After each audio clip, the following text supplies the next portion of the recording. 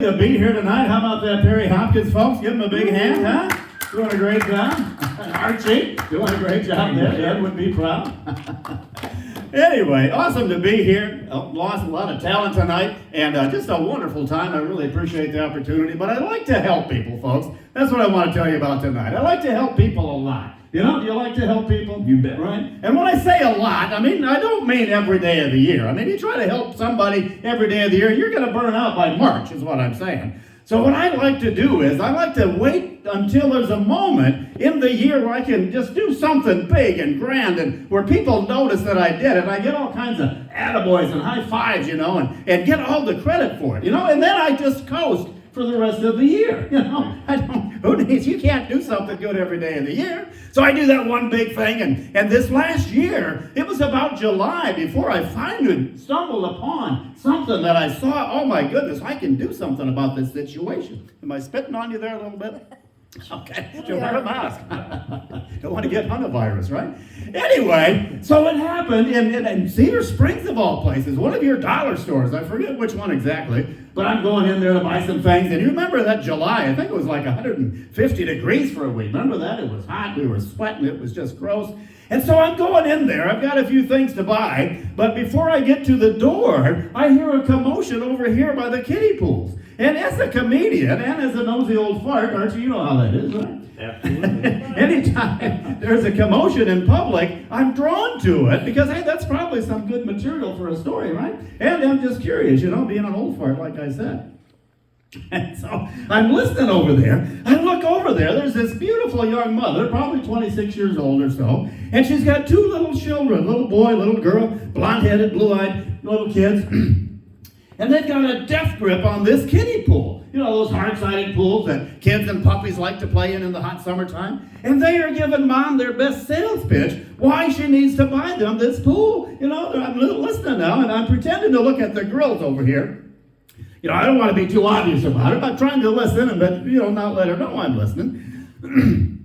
But this little boy and the little girl are giving Mom their sales pitch. Mom, you got to buy us the pool. It's 150 degrees. Look at the weather, Mom. Oh, you can get in with it. You need to cool down. Look at you're sweating like a pig. Mom, come on. It's only $20. You know how kids are. They don't know how money works, do they? Oh, my goodness. And so I'm curious. I got a couple little grandkids about that age, and so my heart is just kind of drawn to them, And then I look at the mom. And I see a look on the mother's face that I recognize. I was a young dad one time, believe it or not, about 40 years ago. Had 3 little kids, and you want to buy them stuff, don't you? You can't buy them everything. You shouldn't buy them everything, but once in a while, something special, you just want to buy it for them, don't you? And the look on her face was one of misery and pain and sadness and just a look of failure. And I knew that look. And then I hear what she says, and sure enough, that's what the look was. She said, "Kid, stop. You're killing me. You're breaking my heart. We don't have the money. I got $20. We're going to get some ramen noodles and some milk and maybe some gas money to get to Grandma's house." She says, "Your dad, he hasn't sent money for months. He's probably back in jail again."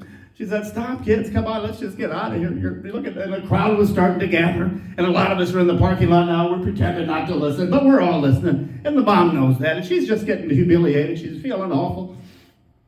And I'm looking around at all these nice people there. I'm thinking, why doesn't somebody help this poor woman? Why didn't somebody step up? $20, come on, nobody has $20.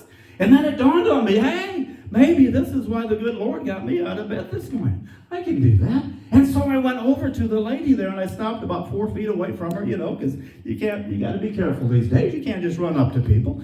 And I said, "Ma'am, I don't mean to intrude. I know you're going through a lot, and I just couldn't help it over here. And I want to ask you a question, and the question is this. Can I take care of the pool for you? Will you let me do that? Can I take care of the pool for you and the kids?" Well, she was kind of standoffish. She was paranoid. She wasn't sure. You look at me. You wouldn't rush right up to me in public, right? I got that scary face, right? Kind of, right? And so she's not sure if she should respond, But those kids, oh, I'll tell you what, they were sharp little boys and girls.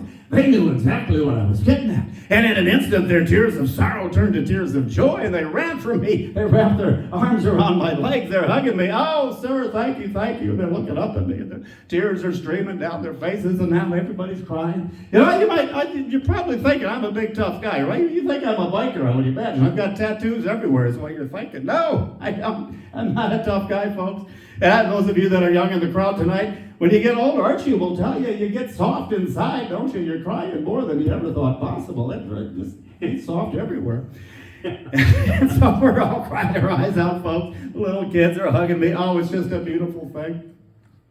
And then the little girl, little blonde-headed, blue-eyed girl, she looks up at me and tears are streaming down her face and her little lip is quivering. And she says to me, she says, can you be our daddy? No. Oh my goodness, sweetheart, no, you precious little girl, no, I can't be your daddy.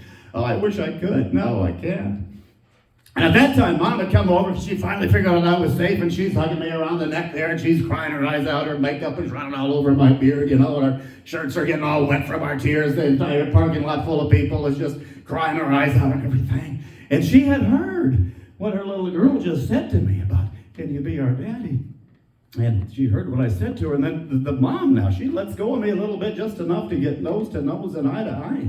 And she says to me, she says, can you be my daddy? Oh, no, I can't be anybody's daddy. Stop, you're killing me. No, I just want to take care of the pool. Take it, get out of here. Oh, man. Finally, I was able to push her off there. And she gets in the van, straps the kids in, throws the kiddie pool on the back end, she takes off, and as she's backing out, she rolls down the window, and she yells, call me. I said, no, I'm not calling you. This is it. This is the extent of our relationship. Just go. Have a great day. Oh, get cooled off. Oh, so they took off, and I got a standing ovation from everybody in the parking lot. It was just wonderful. That pat on the back, remember, like I said, oh, it's wonderful. Oh, man. And so I composed myself, dried my shirt, wrung the sweat and the tears and everything out of my shirt the best I could. I went in the store, I got what I came for, and as I'm going through the checkout, now you religious types, you might have an issue with what I'm about to say. It sounds a little sketchy, but stick with me. I think you'll see I did the right thing. I paid for the items that I came for, but I did not pay for the kiddie pool. No, I did not pay for the kiddie pool, and I'll tell you why. I mean, think about it. Of the 8 billion people on the planet that day, the universe had orchestrated this wonderful encounter with me and this beautiful young woman and her precious children. I mean, think about it. It was profound. It was precious. It was priceless. It was probably predestined for you Presbyterian folks out there, don't you think? And I thought to myself, I'll be darned if I'm going to let some 17-year-old pimply-faced stock boy / cashier put a price tag on that. I'm not going to be a part of it, right? I mean, you just can't put a price on something like that. I walked out the door, folks. I haven't lost a bit of sleep since. I'll tell you what. Now, here's the moral of the story. You might want to write this down, Perry. If you get a chance to do something good for somebody, go ahead and do it. And if you can get by without paying for it, even better. That's all I'm saying, folks. Thank you very much. I am Stephen J. Thank you, Perry. We'll see you next time. Thank you, Steve. Thank you.